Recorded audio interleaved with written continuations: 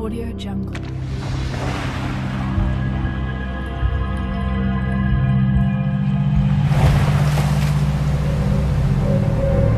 Audio Jungle.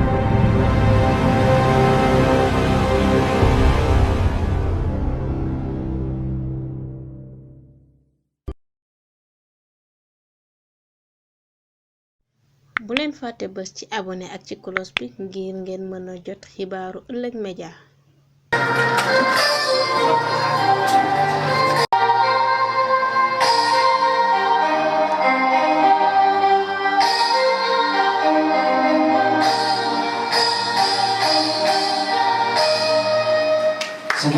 Considérable dans tous les sens, pour une conduite rationnelle et transparente. Participer à la vie de la cité doit être notre seule ambition pour tisser des liens indestructibles entre l'homme et son quotidien. Nourrir notre passion sur des faits dynamiques, valeureux, vertueux, pour s'exercer dans ce monde doit être notre seul objectif. Chers frères et sœurs, je m'adresse à vous et à moi-même, nos aînés qui nous disent toujours que nous sommes l'avenir de ce pays. Une phrase d'espoir qui aspire l'énergie de la motivation. Mais rappelons-nous de ce que disait Cheikh Maulana Ibrahima Niass. L'avenir de toute une nation repose entre les mains de la jeunesse de cette nation.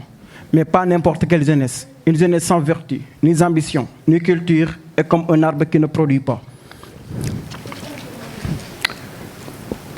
Je vous dis, l'avenir d'un pays doit reposer sur un modèle de citoyen. C'est-à-dire, il doit être un producteur d'idées, d'engagement, de solidarité et de conviction surtout. Mais pas se stagner sur des faits divers, des choses qui ne nous apportent rien. Nous devons agir avec lucidité afin de participer au développement durable de notre pays.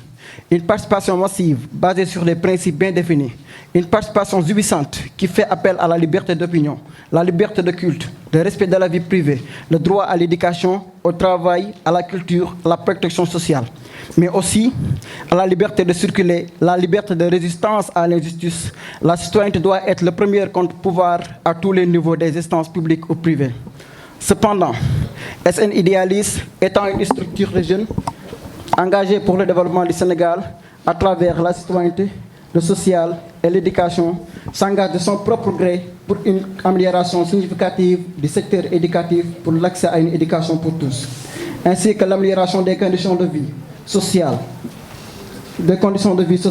dans la solidarité et dans la paix. Nous sommes tous nés égaux, mais l'avidité a empoisonné l'esprit des hommes, a barricadé le monde avec de la haine. Nous ne pouvons rien accomplir sans la discipline et la persévérance. Nous devons vivre ensemble en aidant notre prochain. Car la vie ne se limite pas uniquement sur les foyers. Rassurons-nous que nos voisins mangent à leur faim. Rassurons-nous d'avoir de bonnes écoles, de bons districts sanitaires pour produire un monde nouveau avec une jeunesse déterminée pour un lendemain meilleur. Pour finir, je dis à tous ceux qui m'entendent, unissons-nous au nom de la démocratie. Unissons nos forces au nom de la République. Soyons et restons des modèles de citoyens. Aucun pays n'est développé dans ce monde sans une transformation politique et économique d'une ampleur exceptionnelle. Je vous remercie. Chers invités, mesdames et messieurs, nous vous souhaitons la bienvenue. La citoyenneté se définit aujourd'hui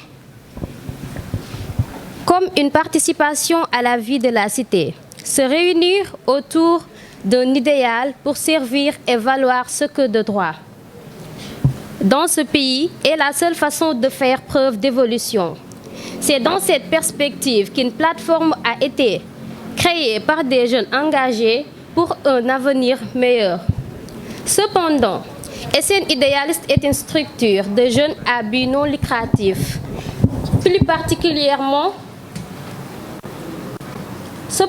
SN Idéaliste est une structure de jeunes à but non lucratif sous le sacerdoce de participer au développement durable du Sénégal, plus particulièrement celui de notre commune Richard Toll. De ce fait, nous avons jugé nécessaire de nous centraliser autour de 3 volets, à savoir la citoyenneté, le social et l'éducation, qui sont 3 points très importants pour une bonne vie en société. De nos jours, nous constatons aussi que beaucoup de nos jeunes frères et sœurs sont en train d'abandonner leurs études très tôt Et d'après les résultats des études, le constat est général et cela est dû à un manque de motivation et de moyens. SN Idéaliste étant une structure de jeunes engagés qui regroupe des cadres, des étudiants, des entrepreneurs, etc., dont leurs objectifs est de faire plus pour le monde que le monde a fait pour eux. Compte secourir ces enfants pour l'accès à une éducation de qualité et entre autres activités. Chers leaders de SN Idéaliste, soyez prêts à affronter le monde et ce qu'il contient, ses bonnes choses et ses mauvaises choses. Soyons prêts pour faire preuve d'abnégation, de sacrifice, pour une belle vie libre. Être idéaliste n'est pas donné à tout le monde, car un idéaliste, c'est quelqu'un qui aide les autres à prospérer afin de devenir quelqu'un. Donc, soyons toujours ancrés à nos engagements, car s'engager, c'est vivre et acquérir des expériences pour soi-même, mais aussi pour aider les autres. Ensemble pour un avenir meilleur. Je vous remercie.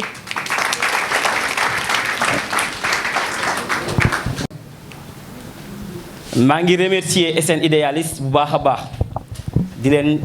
jaajëfal bi ngeen ñu joxee opportunité bi pour ñu ñëw présenter fi suñu discours bu ndaw mais également présenter li nga xamante ni moom lañ def au niveau de Richard Toll. xam nañu Marie Stopes depuis 2017 au niveau de Richard Toll mais également Marie Stopes am na ay jaar-jaar au niveau de Richard Toll. Affiche ba la ñuy gis muy lycée de Richard Toll, zéro grossesse en milieu scolaire. Marie Stopes dafa taxawal benn projet muy le projet Pays-Bas def benn activité 3 mois au niveau du lycée de Richard Toll jàppale ndaw ñi jàppale élèves yi ñun ñëpp xam na ni naam amuñu inspection médicale élèves yi bu ñu bëggee faju dañuy génn dem di jëndi ticket pour mën a faju élèves yi nekk ci ay jafe-jafe élèves yi manqué ay moyens pour mën a faju Marie Stopes ñëw installé wu ci biir lycée de Richard Toll pour yombal leen service boobu ñu mën di faju gratuitement. mais Marie Stopes yamul ci loolu Marie Stopes nee na day appuyer aussi association yi appuyer également mouvement yi appuyer également lépp li nga xamante ni rek képp ku jóg ngir def dara ci Richard Toll Marie Stopes toujours mi ngi sa wet. kon ci biir loolu ñu profitoo tey pour fésal suñu yéene wan leen ni carrément ñu ngi fii di jàppale ñu askanu Richard Toll gannaaw bu loolu jàllee maa ngi leen di baalu àq di leen baal àq di leen jaajëfal jërë ngeen jëf. Nous sommes vos frères et sœurs qui vous écoutent.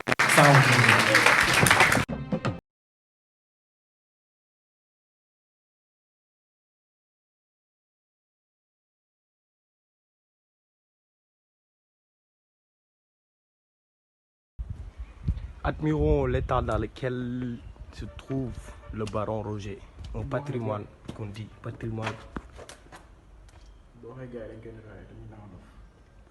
national. Non mais fii kay booy.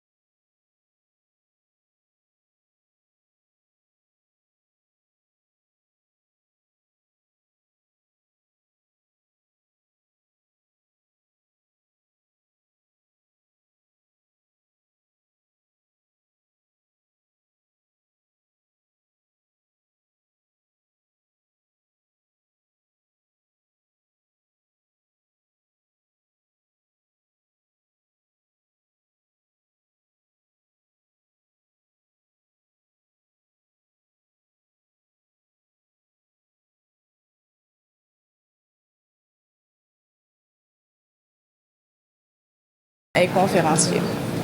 il faut mu nekk échange entre ñun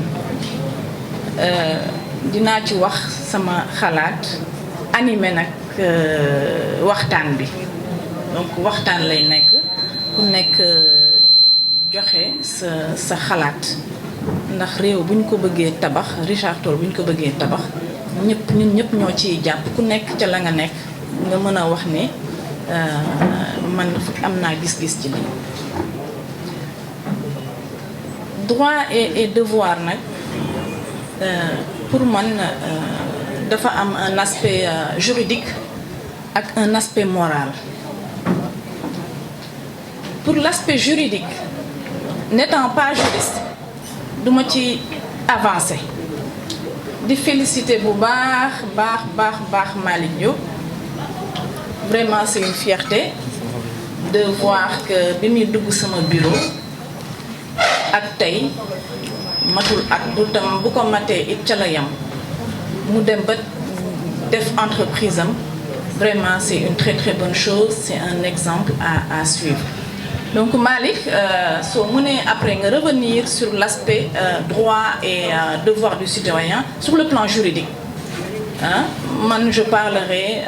sur le plan moral bi nga xamante ni ñëpp ko bokk. Premier point bi ma am xalaat ni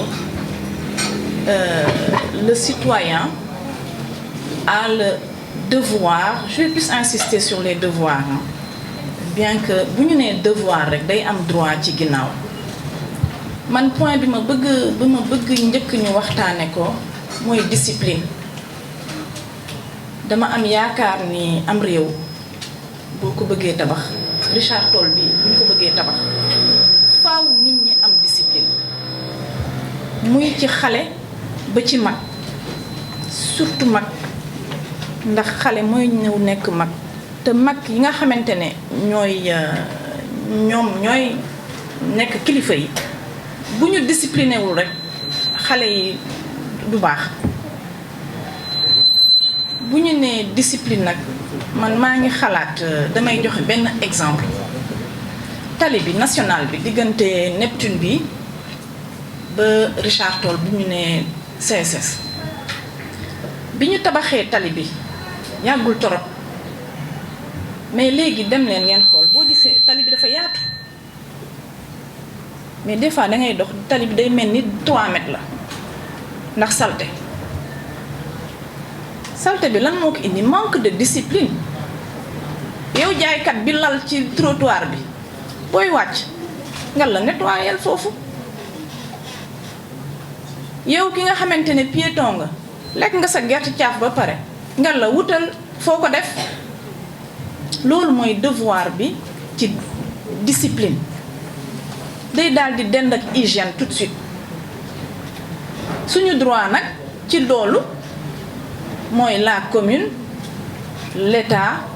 les associations comme SN Idéaliste teg leen ay poubelle ci tali bi nit ñi di mën a def mbalit yi ci biir ndax effectivement mënoo ni nit ki mbalit bi li nga lekk bu ko sànni te amul fu mu ko def. beneen discipline mooy da ngay dem Sénélec exemple wala nga dem ci benn espace public dafay bëri brouhaha ba yow doo fa bëgg toog wala da nga fay perte temps alors que xëy na yow fajaru nga woon mais keneen ñëw na bëgg taxaw sa kanam. donc ñuy ñaan nit ñi ci citoyenneté dafa démarrer ci discipline bu ñu gisee li xew ci dëkk bi. je sais pas ndax di ñaan yàlla suñu école yi bañ cee bokk mais xool leen li fi am semaine dernière nga jàng ba école tëj ngay jël sa sac di sànni di dóor professeurs yi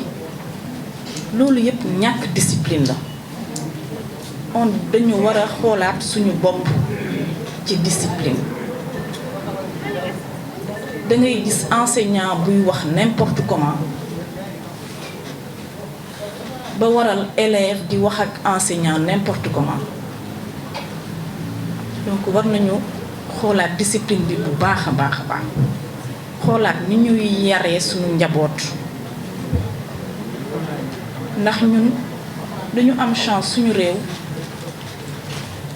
dañ fi am nit ñu am xam-xam nit ñu yàlla baaxee ñun wàllu maam Alaaji Malick juddoo fi donc ñun dañu war a xool fu ñuy teg suñu tànk xool ñi yaree suñu njaboot ndax li am ci réew mi actuellement manque de discipline rek moo ko lal moo indi sax manque d'hygiène bi foo tourné ci dëkk bi mbalit la foo tourné ci dëkk bi salte la danga jël sa kër nga liggéey nga raxas sa ndab ba pare nga jël paanu ndox bi nga ni yuréet ci biti dangaa génne say microbe rek jox ko ñeneen sa gan jaar fa dugalaat la microbe yi ñépp feebar ku tuur ci mbedd mi salte rek xamal ni débarrassé woo sa salte de danga ko fay delloowaat ndax sa doom dina fa dem jël fa microbe indiwaatal la ko ci biir kër gi yow di nga romb microbe bi dem sa service wàll ñeneen ñi donc hygiène bi tamit dafa bokk ci citoyenneté li fi état def kës néew ñu bañ ko yàq su ma jógee ci hygiène ak discipline dama bëgg dem sur le droit le devoir de s'organiser su ma nee le devoir de s'organiser damay woo jeunes yi lu mel ni SN idéaliste c'est très bien organiser ay nettoyage set setal mais il faut pas que mu nekk un set setal de une fois par an une fois tous les 6 mois vous êtes des étudiants vous êtes des élèves da ngeen jàng ba année scolaire bi jeex mais dem leen wax waa mairie ñun am nañ 10 bénévoles chaque matin dañuy wër ci dëkk bi di nettoyer dëkk bi parce que ça sert à rien boo nekkee élève nga jël vacances nga dem tëdd chez papa et maman bu añ jotee nga ñëw añ après nga wax papa jox ma jënd ataaya reer jot nga ñëw reer toog ci buntu mbedd mi ba 2 heures du matin le citoyen doit participer à la construction de sa commune pas toujours se faire payer nga xëy fajar dem ànd ak waa mairie yi bale mbedd mi ba ngoon nga ñibbi yow yaa ciy gagné parce que bis boo paree sa jàng ba dem entreprise di nga tàmm fajaru di nga tàmm organisation parce que xëy di bale Richard Toll yëpp dafa laaj organisation dafa laaj mu am benn chef d'équipe di nga jàngaale nangu njiit di nga jàngaale hygiène di nga jàngaale liggéey sa yaram tàmm liggéey et fekk te en plus liggéeyal nga askan bi tuyaaba boobu kenn xamul nu mu toll. Bonjour Aziz, merci de votre présence. Donc ma ñëwoon ci organisation di ci taqale le bénévolat ndax comme jeunes yi ñoom nañu woo en fait vraiment suñu réew dafa toll ci situation boo xamante ne président Habib wax na ko on ne peut pas toujours attendre lan la état di def lan la ñu maam jóg di apporter lan nañu diw ak diw di apporter on a le droit nag de leur réclamer de travailler pour nous parce que dafa am ñuy liggéey di fay ay impôts pour ñu liggéey pour ñu tabax réew mi ñoom ñoo ñu laaj seeni voix ñu jox leen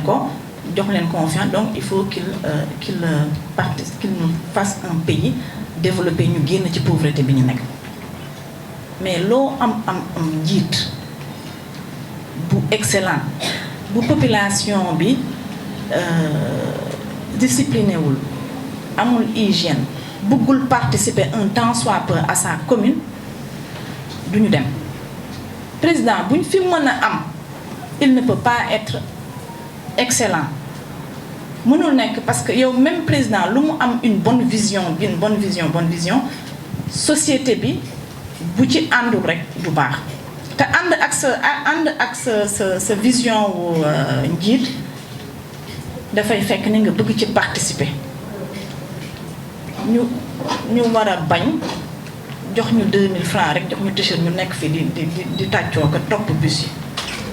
Il y a une autre manière de participer à sa commune. J'insiste vraiment sur ce volet avec les étudiants et les élèves. Man, je dis pas que nag amul parce que man usine bi ma yor vraiment il y a des élèves qui viennent qui participent et loolu da ngay am envie sax à un certain moment daggal ko salaire parce que le gosse là vision bi mu am ni man vacances jot na madame Fall man dama bëgg liggéey ci atelier bi rek loo ma jox baax kooku lu mu bon am na lu mu apporter l'entreprise te entreprise forcément ka ñëw jàng métier bi forcément booy recruter kooku ngay xalaat donc moo tax ma naan le bénévolat il y a d'autres pays yoo xamante ne les jeunes ils font du bénévolat une année dans leur vie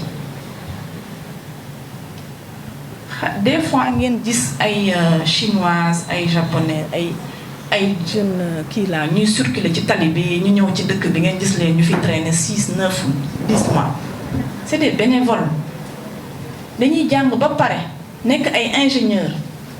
seen bu ñu paree seen ingénierat année bi ci topp dañuy ñëw Afrique def bénévolat.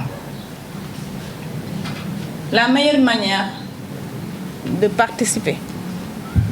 à sa commune, c'est d'apporter quelque chose de gratuit. Man souvent étudiants yi dañuy ñëw sama bureau waa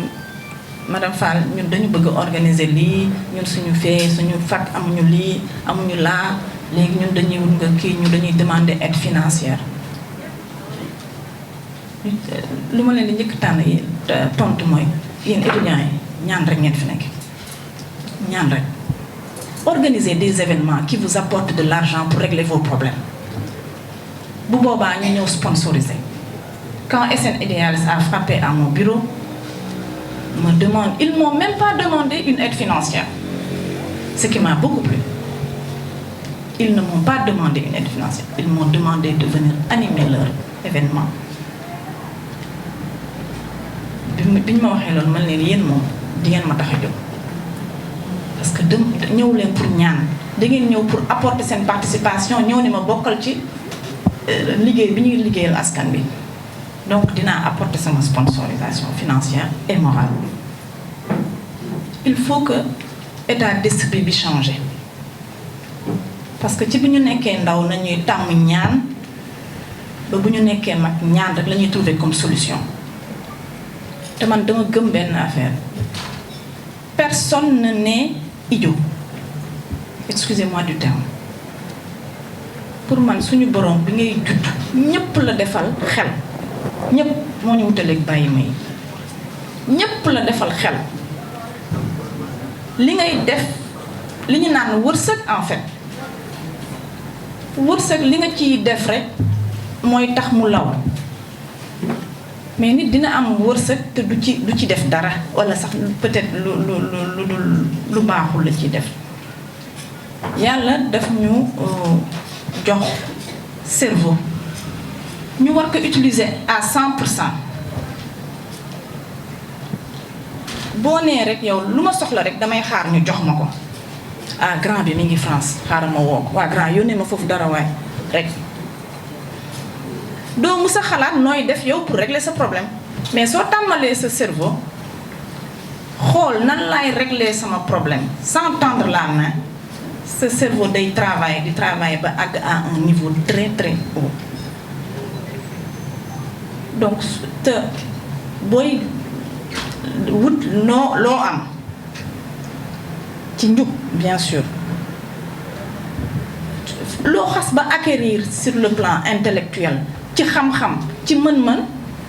loo boo ko xasee ba mën jeex na leneen ngay tegaat ci kaw te comme yow da ngay jàng da nga nekk étudiant yow nit ñi dañuy liggéey pour que nga mën a jàng mais boo dellusee am nga 2 mois 3 mois defoo dara dellool nit ñi liñ la joxoon ndax yow tamit dana am niveau boo xamante ne di nga soxla nit ñi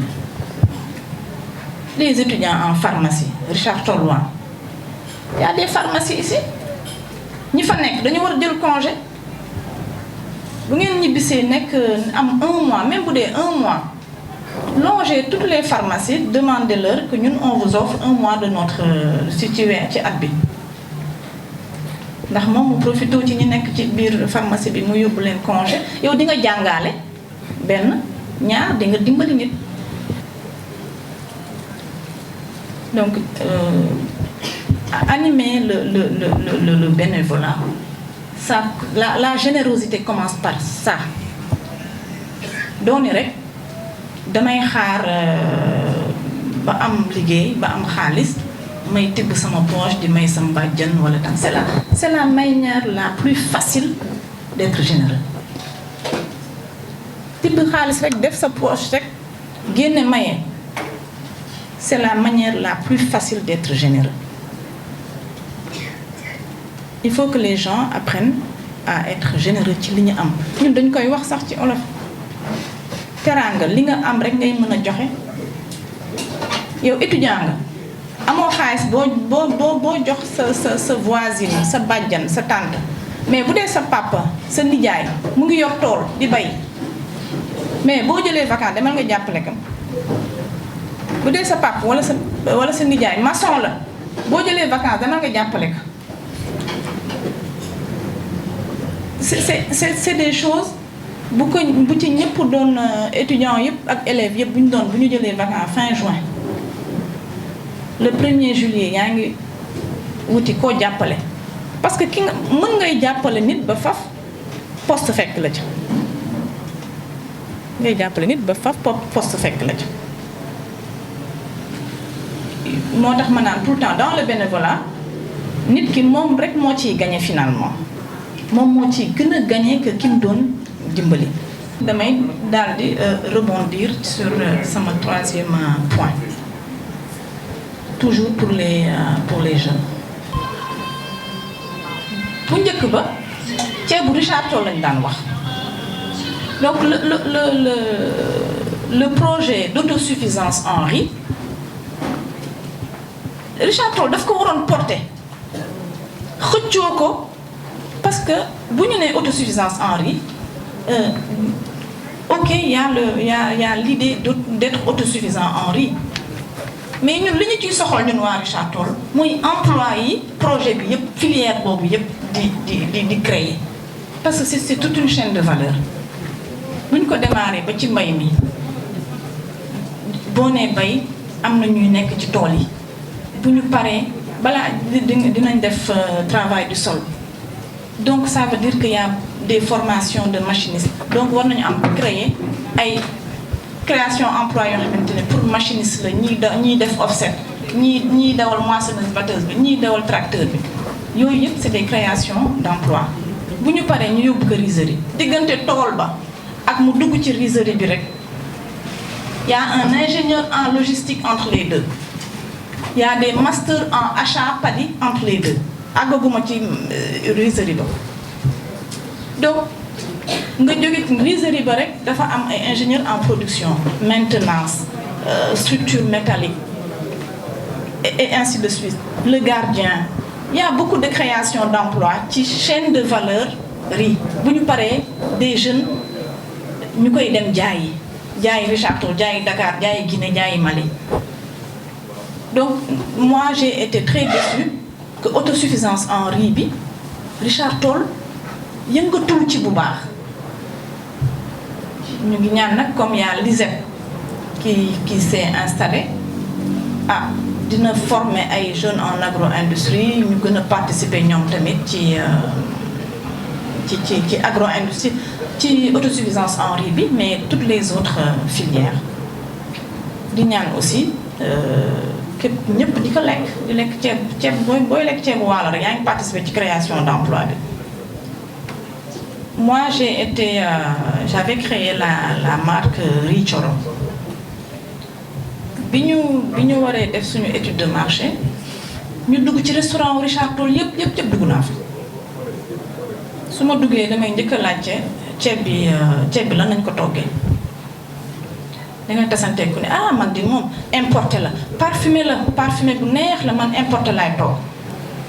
bon c'est décourageant nga duggaat feneen ndaw si elle est fière de te dire que man importé laay toog elle est pas consciente que mu ngi rey le projet autosuffisance en riz parce que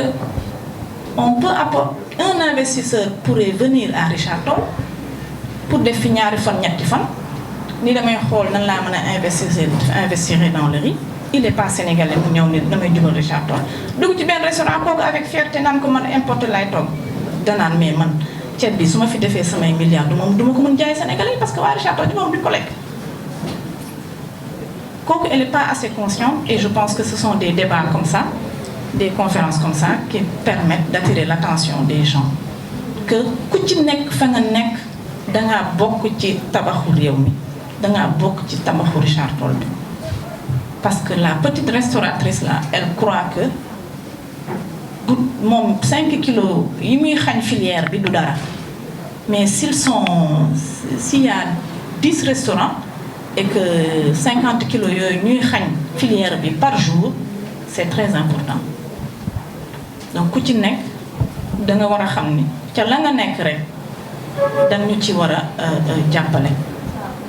et à tous les niveaux donc ma insister sur l'entrepreneuriat des jeunes créer leen ay entreprise boole leen entreprise yi def ko benn et la notion de chaîne de valeur soo xoolee diggante tali bi yëpp menuisier métallique s'il y a des étudiants en master d'organisation dans le cadre de votre bénévolat woo leen menuisier métallique yi ngeen boole leen ñu xool nu ñu leen di organiser pour que ñu dëgër ba nga xamante ne ki soxla burga ndar sax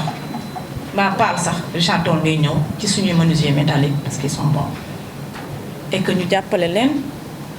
y a PETA 20 y a Polytechnique de Thiès Polytechnique de Dakar ñooñu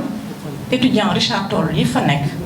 nañuy dellu si dimbali ñoo les menuisiers métalliques. donc li may expliquer nii mooy booy def entrepreneuriat boo xalaatee ni da ngay def entrepreneuriat pour gagner xaalis rek doo dem ça c'est la première chose en général qu'on attire l'attention des jeunes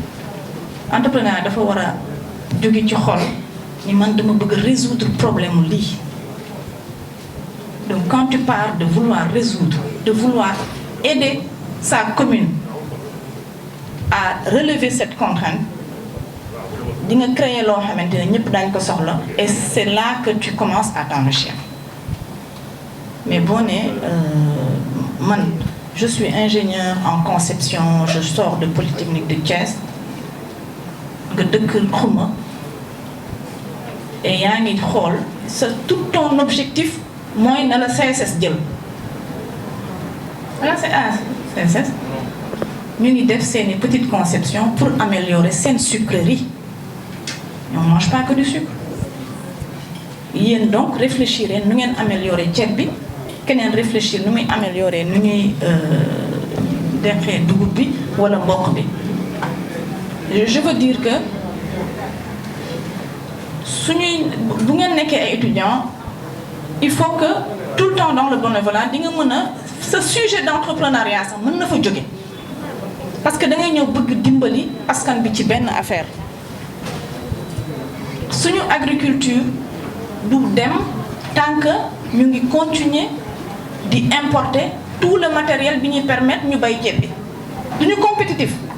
kon que xam na li may wax riz blanc bi boo ko yoree da ngay am problème mu jaay ko non pas parce que sénégalais yi bëgguñu ko lekk mais parce que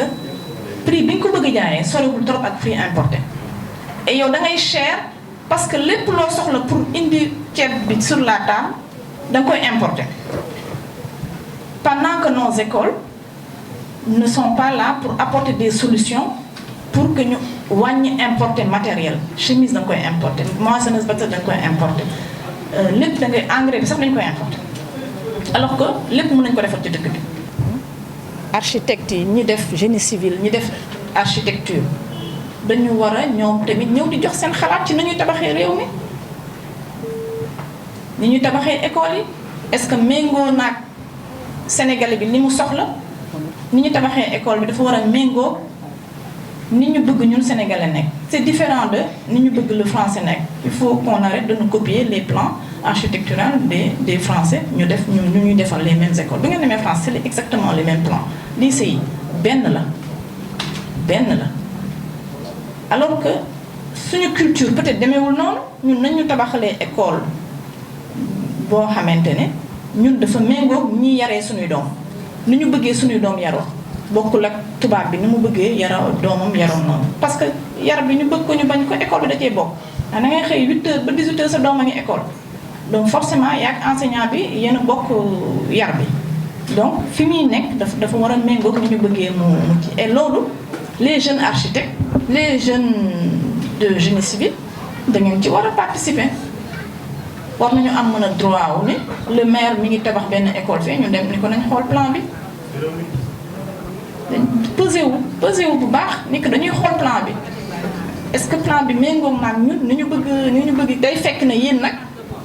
yëngatu woon ngeen ci jàppale maire ci lu bëri ba bu ngeen keneen dañu bëgg a xool plan bi danaan amul problème ndax yéen xam naa seen xare ndax yéen a ma jàppale woon ci lii ak lii ak lii donc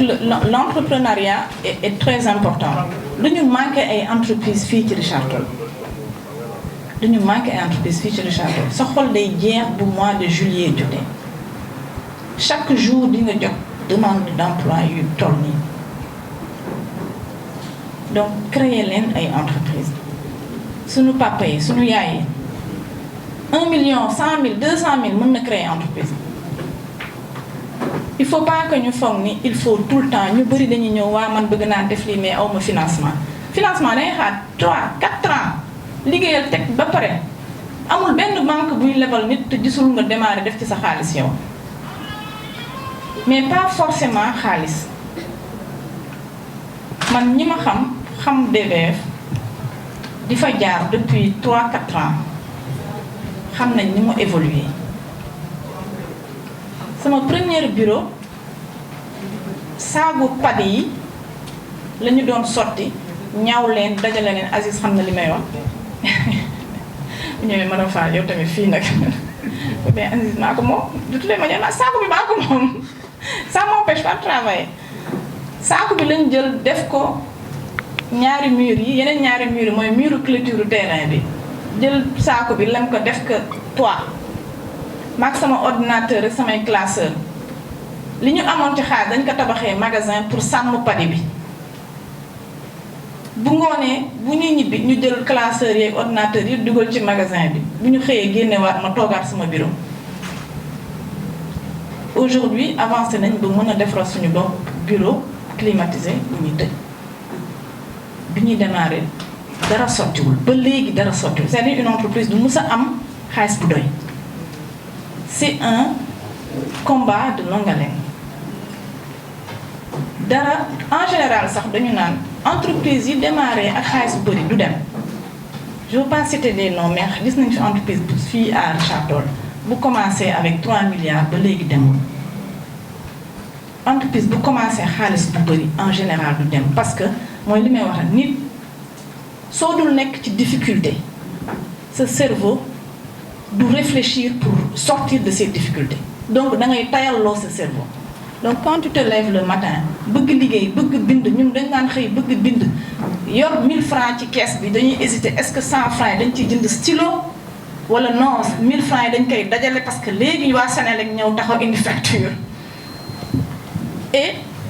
su ko defee bu ñu xëyee dañuy xool nu ñu yokkee 1000 francs yi nu ñu gaawantoo bojj ceeb bi mu rafet mu set mu am qualité ku ko jël di ko delloosi ñu mën di ci dajale ba am chaise bu ñu toog ba am lu ñu bigg yu jënd bay mën a jënd bu rouge ak bu vert ak bu bleu. L'entrepreneuriat ne démarre pas forcément avec de l'argent déedéet volonté motivation courage ou entrepreneur bi d'ailleurs je sais pas s'il y a un banquier dans la salle les banquiers wala les entreprises de capital risque suñuy financer benn entreprise en général présentation promoteur bi dafa lan moo tax ma am importance ci ñoom parce que dañu bëgg xool ndax kooku am na ténacité wu bu difficulté ñëwee bu problème de trésorerie ñëwee dina gën a taxaw. Donc faut arrêter de dire man j'ai pas les moyens moo tax mënuma démarrer nit tant que yaa ngi ak sa membre rek mën a xëy chaque matin même booy xiif ñaari fan 3e jour nga lekk ñetti fan nga woor parce que da nga am conviction wu créer benn affaire bu la yàlla jëlee nga bàyyi ko fi ñeneen continuer ça me permet de rebondir sur il nous faut une génération qui se sacrifie pour la génération suivante il faut que ñun génération bi ngeen sacrifier wu pour génération bi ci topp il faut que ngeen tabax pour que génération bi ci topp mën am lu mu démarrer moom tamit di continuer ba noonu la réew mi di naate nga def sacrifice ni man j'ai un peu d'argent duma ko jël rek di ci sañse di ci def ay kii non dama koy investir ci leneen parce que nag entrepreneuriat dafa metti ku la ni dafa yomb daf lay nax dafa metti di nga dégg dafa nay di nga dégg dafa soxor di nga dégg dafa bon parce que yaa nit ñi du ngeen bokk objectif période boobu yaa nit ñi du ngeen bokk vision yaa seen waa kër sax du ngeen bokk objectif ak vision ndax yow da nga yor 100 000 dina koy def ci entreprise bi ndax da nga xalaat ne dans 10 mois dina jur ñoom 100 000 yi li ñuy xalaat mooy tabaski jot na nañ ko tabaskee mu jeex alors que yow yaa ngi bëgg 100 000 yooyu mu jur ba nga xam ne sama tabaski bi ci topp coono dina wàññeeku ci kër gi te c'est pas la peine d'expliquer mënoo expliquer nit ñi ba ñu comprendre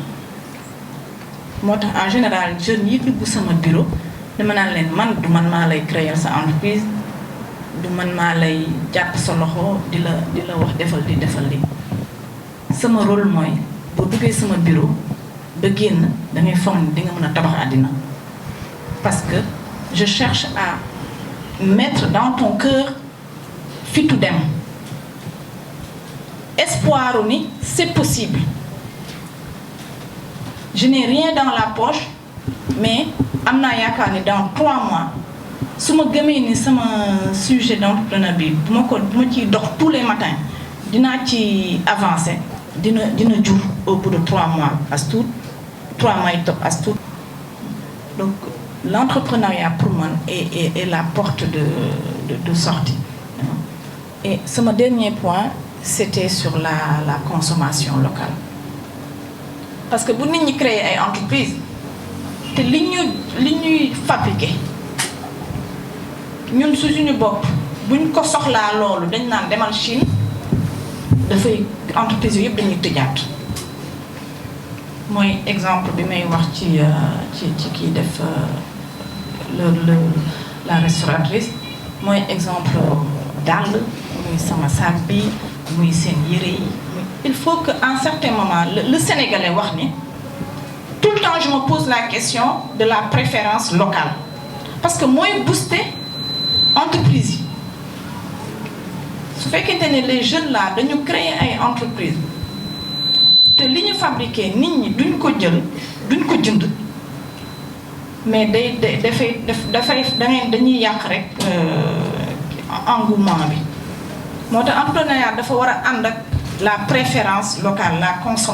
la consommation locale looy jënd nga préféré bi ñu defaree ci dëkk bi da ngay gis souvent nit ñëw jox ma soble mbay bi moo gën c'est-à-dire que même jox ma soble importé bi moo gën même bu dee soble mbay bi dafa baaxul su bonee tey bon déwén bonaat année bi ci topp 4e année bi dina baax parce que kii bay soble au bout de 3-4 ans forcément 5e année bi dina defar de la qualité mais tant que doo ko jënd moom mu gañe ci astu ñeme delluwaat gën a améliorer parce que naturellement dina obligé à améliorer et le devoir d'être exigeant forcément dañu war a exiger qualité mais dañu war a jàppale les entrepreneurs locaux da nga soxla yére. Je l'ai dit aux femmes couturières, elles m'avaient invité une fois, mais il faut que vous vous organisez. Nous sommes dans une ville où il y a une masse salariale de 2 milliards par mois. Mais 2 milliards, c'est des Richard Toll. Parce que amoo loo fi jënd yiñ fiy créé nañ ko defar mu baax organiser nit ñi les ñuy def communication ñu jàppale ñooñu les jeunes là yéen ñi def communication y en a plein man sama bureau fees na dell ak ay demande de communication digitale machin chouette xool leen couturières yi jàppale leen ñu améliorer nit ñi xam li ñuy def ñu créer ay événements ba nit ñi xam ne li ñuy def tax parce que ñëppay sol yére comme ça su ko defee cadre CSS yi l'ouvrier de la CSS bu fayee ko du dem Dakar di ñawlu ji dafay ñawloo fii ci dëkk bi ndax xaalis bi des fi muy ci lekk gi muy ci leneen ak leneen te ñu bàyyi non nit ñi bëgguñu lu baax créer rek man souvent les gens dañuy ñëw bu ñu ñëwee ni ma lii ak lii laa bëgg def mën leen moo da ngeen ci apporter lii ak lii non xam nga man a faal fii nit ñi bëgguñu lu baax non Sénégal dafa bëgg lu baax au contraire mais daf ko gisul donc créer de belles choses créer de la qualité yuy répondre aux besoins des gens jeunes yi yéen ñi jàng ngeen dimbali nit ñooñu ci seen organisation ci seen communication ci loolu yépp Aziz ba nga xamante ne waa Richard Toll dañuy mën a jënd li waa Richard Toll di def ñii xëyee parce que là à la compagnie sucrière ñu ci bëri dëkkuñu fi mais il faut que ñun ñu attirer ce pouvoir d'achat pour que ñii créer ay entreprise chiffre de salaire masse salariale boobu di génne ci entreprise yi muy des ci dëkk bi mais bu dee chaque fin du mois day génn ci dëkk bi entrepreneurs yi créer duñu mën a jaay et ça crée des problèmes donc man loolu laa bëggoon ci point yooyu la débuté suñu conférence ma bëggoon nag noppalu tuuti mais déglu leen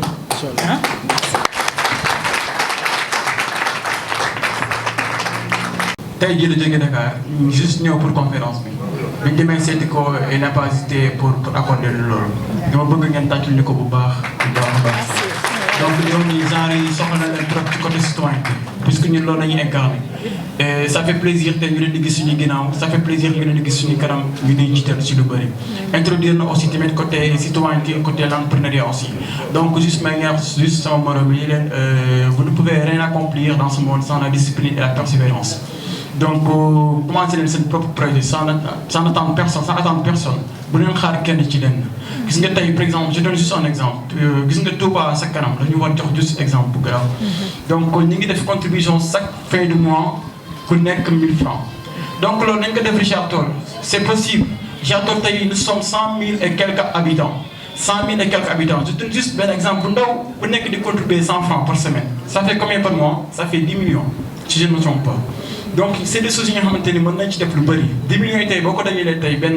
année nga ne année bii kat dañuy xool abri provisoire yi ñu defal ko nga ne année bii dañuy xool hôpitalu Diaw amul ambulance ñu def ambulance année bii dañuy xool hôpitalu Diabax pareegul nañ ko eggali amul ay laba nañ ko fa def donc c'est des choses yi nga xamante ni suñu ay 100 francs suñu ay fukki dërëm moo koy defar donc bu ñu bëggee xaar lépp si état rek dañuy sonal suñu bopp te dañ dem fenn benn pays du développé si àdduna bi avec des politiciens loolu je le dis et je vais le redire inchallah rabbi benn pays si àdduna du développé avec des politiciens nit la comme ñun quoi la politique c'est quoi l'art de gérer la cité ñun lu ñuy def c'est quoi on est en train de gérer la cité c'est Richard Toll mooy la cité donc ñu koy jéem gérer donc la politique c'est quelque chose dont personne ne peut s'en passer mais il faut faire de la politique avec comme politique de développement je veux dire donc dañuy yëngu si loolu baax a baax côté entrepreneuriat aussi donc pour entreprendre justement pour entreprendre il faut avoir un marché de la vision de la stratégie et de leadership mais également commencer dans la salle de vente qui sous le soleil et finir dans la salle de vente climatisée nit mënoo xëy nekk milliardaire bul sax sama sa bopp mënoo xëy nekk milliardaire loolu yàlla may ko kenn à moins que nga am sa papa nekk milliardaire mu xëy génn àdduna bàyyi nag li si des donc essayé leen bu baax ngeen commencé from nothing to something américains yi loolu la ñuy wax à chaque fois de 0 à 100 commencé leen foofu 100 francs nga yor yemal si li nga yor nga ko démarré ak loolu boo demee gis banque yi teel leen sa këyitu kër je pense qu'après di nga ci am problème quoi. Donc essayez de démarrer avec les moyens du bord et Inch'Allah vous allez y arriver quoi. Donc aussi tamit may ñaax entrepreneurs yi xam ne ñu fii ku semaine ñoom Maman Kok après sax entrepreneur la ñoom ñëpp ñu fi nekk ñëpp donc il faut que ñuy jàppalante ñoom seen biir non seulement mais aussi ñuy gëstu la jeunesse. mais tamit kuy dox a neex yóbbaale jeunesse bi foog ngeen nekk ci dara ñu ba leen fi fekk mais bu ñu fi nekkee naan ay Pawlish Mbaye nee na lii ay Kande neen day xar géej gi yooyu bi kii si stagné wu rek ça veut dire que ñu Sénégal amul avenir. donc loolu jeunesse waru si taxaw buñ taxaw si yooyu ay l'avenir ay kuñ Kande neen day xar géej gi ay Pawlish Mbaye nee na lii Modou Lo Balla Gaye ñoo doon xeex yooyu c'est des faits divers du ñu andi dara suñu àdduna nañu gëm suñu bopp xam ne dëkk bi kenn du ko defar à part nous personne ne le fera à notre place. je donne juste beneen exemple tey Richard Toll doo gis benn jeune Thiès bu jógee Richard Toll naan da koy nettoyé doo gis benn jeune Dakar bu jógee ñëw fii naan day nettoyé Richard Toll donc personne ne le fera à notre place à part nous. donc si on a quelque chose à faire dañ ko def correctement bañ bàyyi tricher bañ bàyyi tayal ñu bàyyi di gisal xaalis ci lu bëri tey boo xoolee kii bi macha allah sant yàlla amul parrain journée bi amul parrain du ñu kenn soutien. du loolu xam dañ kenn moom mais juste pour joxe exemple ngeen xam ni y a des choses qu'on peut faire sans rien attendre en retour à part jouer sur suñu crédibilité à part persévérer parce que y a quelque chose xam ne dañ ko war endurer par force et loolu foog ñu endurer ko quoi en fait et c'est la persévérance yooyu foog ñu nekk ci bu baax a baax. Mara Fall aussi wax na mooy wax la gratification sama responsable pédagogique wax na ko dañ leen aussi tam dafay wax naan la chose la plus égoïste que vous pouvez faire dans ce monde c'est d'aider quelqu'un d'autre. mu ni pourquoi c'est égoïste mu ni parce que la gratification de bien-être que cela vous apporte ce merveilleux sentiment qu'on ressent en aidant les autres y a rien de mieux que cela amul lu gën a rëy loolu di leen jàppale ñi ngeen tane ngeen leen di gestu tey gàcce la su ñun ma liggéey xëy rek liggéey CSS wala xëy rek madame Fall embauché ma liggéey entreprise am xëy di sama kër gi yëpp nekk ay zinc ma xëy terrasse benn néeg wut sama coiffeur wut sama télé takk jabar yaakaar loolu may ànd ak yeneen exemple ñëpp ay exemplaire nañu donc ñun jeunesse bi ñu ñoo war a jouer suñu participation bi dañu jouer suñu participation bi et puis ñu accorder les cordes donc bu ñu ko accordé woon du ñu mës arrivé quoi donc les entrepreneurs aussi essayez leen ngeen di liggéey seen biir parce que d'après les experts nee nañu l'Afrique est le seul continent dont les entrepreneurs ne travaillent pas ensemble et ça c'est décevant quoi donc loolu foog ngeen si bàyyi xel bu baax a baax essayez leen yéen seen wàllu bopp ngeen di jàppale ci seen biir déjà essayez aussi di gëstu la jeunesse mais tamit jeunesse balaa ñu neex gëstu foog mu nekk si yoon bi tamit donc dañ nekk si yoon bi. yëpp suñuy waajur seen jàng bi ñuy seen liggéey bi ñuy def ñuy dindi si ñoom impôt lañ leen koy fayee ñun tamit bourse yi ñuy jox et tout pour ñu mën a assurer une partie si suñuy activité pédagogique je pense également ci yooyu impôt lay jóge donc nous en retour leen la ñu warloo suñu askan leen la ñu warloo suñu waajur yi mooy wan leen ni loolu incha allah du doon en vain du nekk loo xamante ni juste dañ ko def si ñun ba pare muy yàqu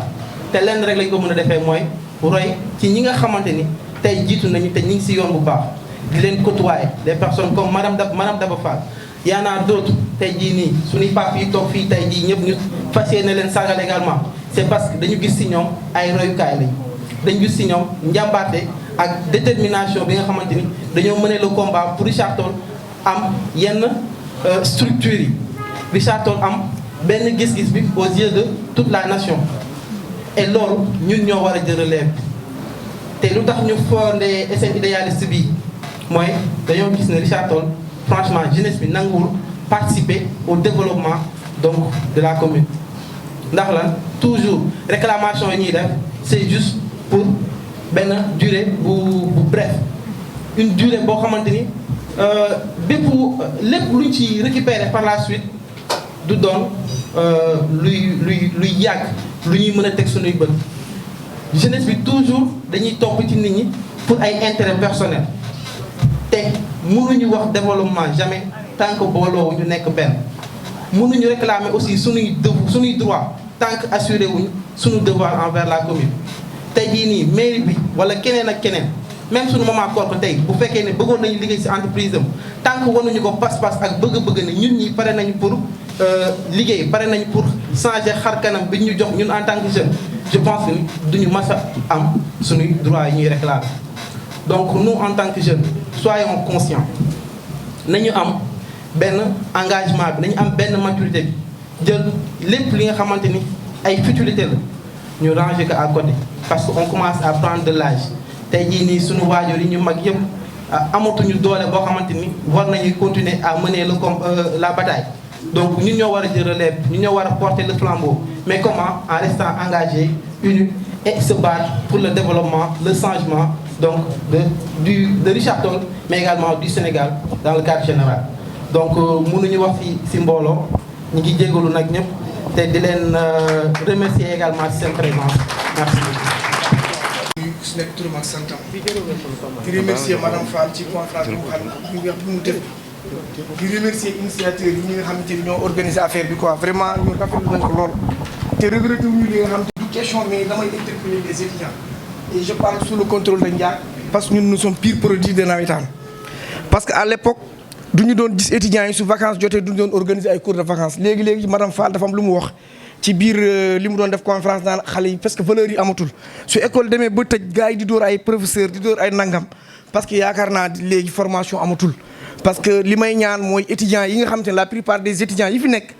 organiser wu li ngeen daan def bu njëkk ba su vacances jotee parce que Ndiack du ma bàyyi ma fenn parce que ASC Magadan man ASC Delta laa bokk ñun yooyu lañ doon organiser la plupart de nos membres ay étudiants la ñu woon suñu ñëwee duñ doon organiser ay cours de vacances ci Richard Toll partout nag du amul appartenance ASC du ñu organiser cours de vacances pour tout le monde donc je demande aux étudiants ngeen réfléchir si ngeen organiser waat ko ensuite dana bokk aussi si développement donc loolu laa doon wax parce que aussi man je suis un syndicaliste CSS yónni wu ma je suis un délégué du personnel je suis un secrétaire général d'une organisation syndicale dafa am lu camarade bi wax léegi par rapport à la CSS 3 ans yi passé am na benn politique bu CSS di def ma apprécier ko lool parce que moi-même damay jël ay dossier di indi di dugal par rapport ay demande d'emploi wala étudiant CSS actuellement ni priorité bi mooy waa Richard Toll loolu daf ma wóor parce que du n'importe qui mooy wax même sooy def stage li nga lay defoo stage soo dëkku Richard Toll am nga ku dëkk Richard Toll am na 100% ku dëkku Richard Toll nag amoo 100% su profil bi su fekkee dëkkoo Richard Toll lañ koy wuti feneen donc appréciez-vous à la CSS la formation benn femme bu dëkk Richard Toll moo ko yor en l'occurrence madame Sène ñu koy naan Fatou Fall moom moo yore formation CSS ak Aziz Fall benn waay bu dëkk Richard Toll donc loolu li ma leen di baaxee la étudiants yi appréciez-vous à la CSS ngeen xool xale yi et puis man dama bëgg sax ngeen organiser wu léegi ñi jàng ñi te am ay diplôme war a liggéey CSS war a def stage nañ jaar ci yéen ngeen déposer leen ay CSS ngeen def un partenariat loolu dana permettre parce que ñun ñu waruñu toog fii CSS nekk fii ñu am ay nit yu jàng ba pare ñu leen di jëlee ci feneen di leen dugal biir CSS je vous remercie camarades di leen remercier ci affaire bi. donc di ñëw rek très rapidement ci li conférencière bi présente defe naa il faut ñu am fil de conduite ci nu mu ko présenté le thème il faut ñu xalaat nan la ko indee parce que dafa commencé ci civisme bu ñu réeree loolu avant muy wax kuy entrepreneur wax nañ ñu kan moo civisme fan lay jaar kooku la indi nit kooku la madame Fall indi ba pare te loolu def naa daf ko wax Habib bu muy ñëw nii kenn ku nekk boo yeewoo war nga laaj lan laa war defal sama réew mais booy tëdd war nga xalaat tey lan laa defal sama réew c'est important le développement est d'abord mental tant que suñu bopp yi lënd ngi ci wala tayel wala paares ak leneen du ñu dem fenn tant que suñu bopp yi tànn ngi ci wala leneen du ñu dem fenn ce qui serait très important mooy lu mu wax nañu defar nit ki ba pare le profil du Richard Tollois par rapport à son environnement lan moo fi am c'est extrêmement important loolu la madame Fall indi ba pare wan ñu nag les possibilités yi fi am yi mu wan ñu après possibilités yi fi am yi elle nous a parlé d'entreprise et de pouvoir partir de rien quand on crée une entreprise wala quand on a des objectifs mais da ngay fixer ce objectif et rechercher les ressources seront humaines les ressources seront financières et les ressources seront matérielles et la première ressource c'est la ressource humaine moom la indi nit ki fu mu toll ak xelam te amul fii ak fële duma ko am ça ce sera la première page ñun ñi ñëpp on peut être des exemples man sciences éco laa def bac bee laa am fan laa wiiree ci mbay mi lan moom ko indi dem ñafe ji dama dem ñafe ji dama daan guddi suba su ma yeewoo ma nit bu ma demee lan on m'a pris comme interprète en anglais su ma demee ànd ak gars yi dugg ci ban bi ànd ak japonais yi bu ma yeewoo dama naan suba damay delloo sama bagage du ma xëy mais ça s'est terminé comme quoi 35 ans mosuma xalaat man liggéey CSS. J'ai fait 5 services 35 ans j'ai jamais chômé te entreprise mooy ñëw jënd sama contrat parce que sama focalise wu ma ci CSS. Et quand j'ai été formé dans l'institut, le plus grand institut du monde, IRI, Institut Rice Research, fala formé bu ma demee waa ji ma war a formé ñaari session la ñu def ak groupe international mun ma yow du ma la formé parce que je qui fait la même chose que je suis en train de faire ici. te fii laa jóge ci Richard Toll gi gëm sa bopp dafa am solo mais damaa ñefe ba consulting boobu mais on prend pour m'envoyer en Côte d'Ivoire. fii laa jóge ci Richard Toll gi ñafe ci ban bi le gars il me paye le billet d'avion je descends à Abidjan il me paye un avion privé pour aller à Odjené à 900 km pour redresser le problème qu'il a sur 20 000 hectares Richard Toll gii ci ban ñafe ko ba pare ban et quand je le fais au Bénin dinaa jóge dem ba frontière am ak Togo Kinweji jóge fa dem ba frontière am ak Cotonou fële Nigéria Cotonou. C'est ce que j'ai fait en Mauritanie fii la ñu jóge ci Richard Toll gii gëm suñu bopp ànd ci di bay je prenais un vélo pour faire 25 km à Thiagar sama toolu papa dem dellu si mais c'est pour dire que donc de façon très ramassée li ñu fi wax mën na ne moi li may def gars yi di ma ko fay feneen quand je viens je demande aux jeunes Richard Tollois qui sont là-bas man dañ ma koy fay mais organisez-vous baykat yi fi ne organisez-vous les cours de formation yi may joxe fële pendant 2 ans je les ai suivis bu waxtu añ jotee ma dem añi suba kër yéen ngeen dem añi seen kër laajuma leen salaire laajuma leen añ mais c'est que les jeunes sont parfois racistes te la nature a horreur du vide il y a des espaces actifs très agressifs dans ce secteur bu ñu ciy dem et ngeen baal ma xaw naa ci gudd tuuti ngeen baal ma mënoon naa ci gën a kii mais ndax wax dëgg yàlla temps bi yàgg na course bi gudd na soo amul ko remplacer da ngay am jaaxle ndax su relève amul rek jaaxle am te tey sama xol sedd na trop Daba Fall dégg nañu conférence bi nga def amul dara luñ ci yokk man li may yokk rek mooy gëm sa bopp ni ko ñëpp waxee kenn du ñëw fekk nit mu tëdd ne ko kaay def sa entreprise kaay xalaat déedéet yow yaay xalaatal sa bopp nga xam lan mooy sa objectif boo bëgg a def yàlla dimbale la si loolu nga mun a def sa objectif boobu nga mun a créer sa entreprise ñun de bu ñu créer entreprise bokkul ak tey jànguñu sax seen modèle la ñu yemoon ñu bàyyi topp di bujoo jeeg di napp jeeg di foo si dex gi waaye bu ñu toogee ba xoolaat suñu bopp ñun ñooy kan sa bopp yow sa biir bi kenn du la ko feesalal yaa koy feesalal sa bopp ñu ne kon jóg jot na bu ñu jógee ñu ne nañu seetaan ndaka la ñuy def dañu commencé si benn hectare abba ko sax moomuñu ko xamuñu woon sax luy béy tey yéen ngeen am sens yéen xale yi ñu ne defalal sa business plan defalal sa plan d'affaires defalal sa financement mu ngi nii ñu ne la fii ngay jaar nii ngay defee ñun amuñu woon loolu man bu may commencé amul business plan amul plan d'affaires amul étude de milieu amul dara sama bëgg-bëgg rek laa def ba def sama entreprise di si sant yàlla nag bu baax a baax ndax entreprise soo ko defee nga mën a créer di fay lu mot 40 et quelques personnes par mois dëgg yàlla loolu jar na sant yàlla kon yéen xale yi Richard Toll lu may wax mooy taxaw soppi leen seen doxalin man dama ne Richard Toll organisation moo desoon te gis nañ ko commencé na ndax suñu organisation ba nekk benn ndax da ngay dem sa ay milliers nga gis jeunesse bi yépp si département Dagana sauf Richard Toll nga gis programme ñuy teg pour xale yi doo gis Richard Toll nga gis financement yu génn pour xale yi doo gis Richard Toll nga ab jaaxle sax lan moo lu tax xale yi Richard Toll yi génn wu ñu mun jël si seen yëf ñoo ko moom kon man de kontaan naa tey di ñaan yàlla li ñu fi def lii bu mu dakk nag bu mu dakk na am siiw yi ngeen di évaluer di xool seen bésu tey bi lan la jur na am siiw yi ngeen koy évaluer di xool ndax lii moo manqué woon Richard Toll organisation ngeen bokk booloo nekk benn di xalaat nit kenn du la xalaatal yaay xalaatal sa bopp nga teg te financement bu may dégg nga ko financement manqué wul de lan ngay def moo manqué lan laa bëgg a def fan laa jëm ëllëg fan laa bëgg a yóbbu sama bopp loolu moo manqué mais financement manqué wul soo amee sa plan sa financement bu sa étude sa projet bu leer dañ rek ñu financé la loolu moom Sénégal kenn waxatu financement manqué wul lan ngay def ak lan nga bëgg a def loolu moo manqué ñoo ngi gërëm ñëpp di leen sant ñun dañuy intervenir si lu bare di intervenir pour jàppale jigéen ñi ñu am financement di intervenir pour di former jigéen ñi si changement climatique ndax changement climatique bi dafa laal mbéy mi bu baax a baax a baax foofu yéen ngeen gën ko xoolaat bu baax ndax foofu dafa am jafe-jafe tey kuy béykat xam nga ne am na lu xew kuy béykat xam nga ne lu baisse rendement bi lu ko indi changement climatique am na ak yeneen ñaan yàlla na gëdd merci beaucoup. bu nu mos am muy 2STV di Walf TV wala RFM ak fu mu mën doon fu nu toog lu ñu njëkk wax mooy Richard Toll mooy suñu fierté ñun Richard Toll rek na nu am amul fu dul Richard Toll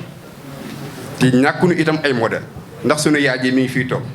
te ni nga ko tuddee noonu nga mën a wax itam madame Fall mën itam cité ñeneen ñoo nga xam ne si biir commune bi donc ñun lan moo nu manqué mooy orientation peut-être mais itam est-ce que financement yi comme ni ko sama yaay ji tuddee léegi est-ce que information mi ngi jàll et que ñu ko war ñu jot itam ñoo ngi koy jot loolu itam ça reste aussi à vérifier parce que jàpp na ni Richard Toll soo wëree Sénégal ñun comme lu ñuy coordonné c'est au niveau national fu nekk nii dem si Sénégal mais information ni ko jeunes yi di jotee foofu jotee wuñ ko fii Richard Toll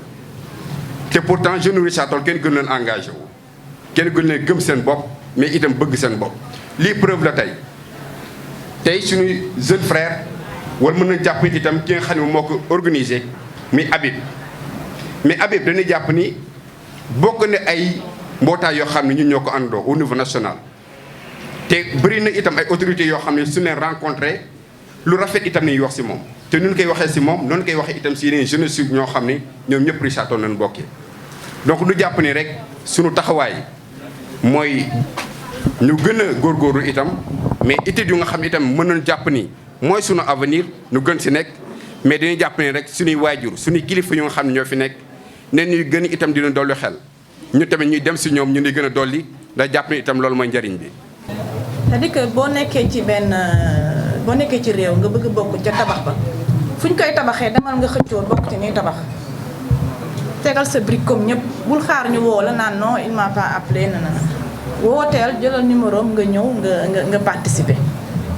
donc di wax jeunes yi di wax suñu papa yi di wax suñu yaay yi nañu jàppalante te nañu gëm suñu bopp foog naa mooy conclusion bi nañu gëm suñu bopp xool li ñu yitteel di ko doxal suñu bopp di ko liggéeyal suñu bopp di xool li askan bi soxla ñu ciy répondre sama yaay koor ko wax na ko léegi réchauffement climatique dafa daanu rëll ci kaw Richard Toll ci kaw Waalo parce que ku ni réchauffement climatique wax problème mu bay tey ñu ngi nii ceeb bi ñu fu ñu waxatuñu am na ci campagne yoo xamante ne sañoo sa waxu 5 tonnes à l'hectare ay 2 ak 3 la ñuy dégg xale yi yéen ñi ci am xam-xam yéen ñi ci mën a créer ay mouvement pour dem wuti ñeneen ñi am xam-xam yi ñëw Richard Toll wax ñu nan la ñuy mën a taxawee ci réchauffement climatique bi nañu gëm suñu bopp démb ñu ngi naan y a des Marocains yu créé benn logiciel pour espionner le téléphone portable de Emmanuel Macron dañu gëm seen bopp ñooñu c'est pas quelque chose de bien moralement mais dañu gëm seen bopp ba dem di développer ay application ay logiciel bay dugg ci téléphone portable Macron ñoom ñëpp dañu doon espionner ñun ñëpp suñu téléphone yëpp tubaab yi ñu ñuy déglu pour une fois africain di espionner jëf ci baaxul mais li ko animé daf ñu war a animé ci li ñu soxla ñun réchauffement climatique bi xale yu taxaw leen ci korka woote na donc man loolu rek laa doon conclure di gërëm ñëpp di wax Abibou bëggoon naa prochain thème bi nekk comment aider les entrepreneurs à trouver un financement organiser un forum boo xamante ne ADPME DER APIX banques yi ñi yor financement yi nañ ñëw wax ñu nan nañuy amee financement parce que ñun entrepreneuriat lañ bëgg a développer.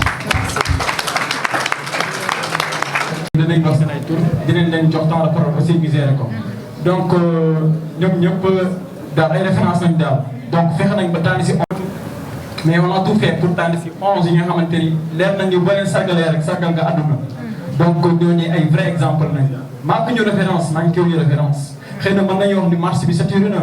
par exemple sens bi nga xamante ni ñoom en effort am nañ ko ñun tey amuñu ko ñoom Jagma am nañ ko ñun tey amuñu ko mais en fait il faut se casser la tête quoi donc merci.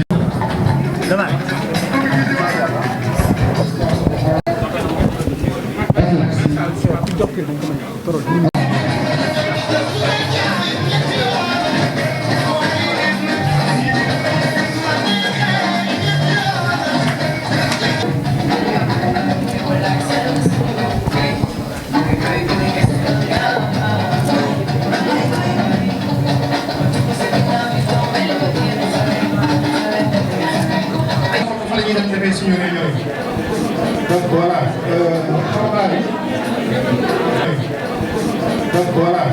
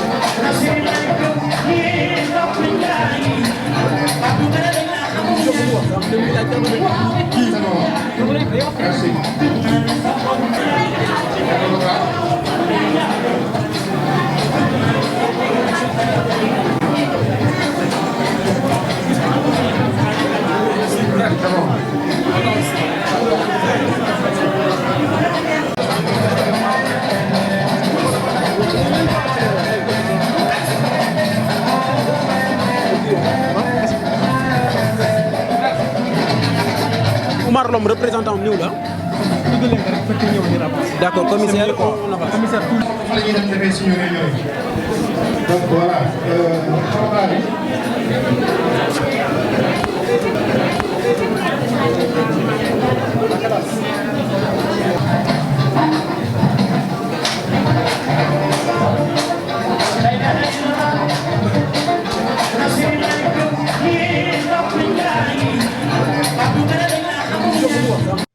bu leen fàtte bës ci abonné ak ci cloche bi ngir ngeen mën a jot xibaaru ëllëg média.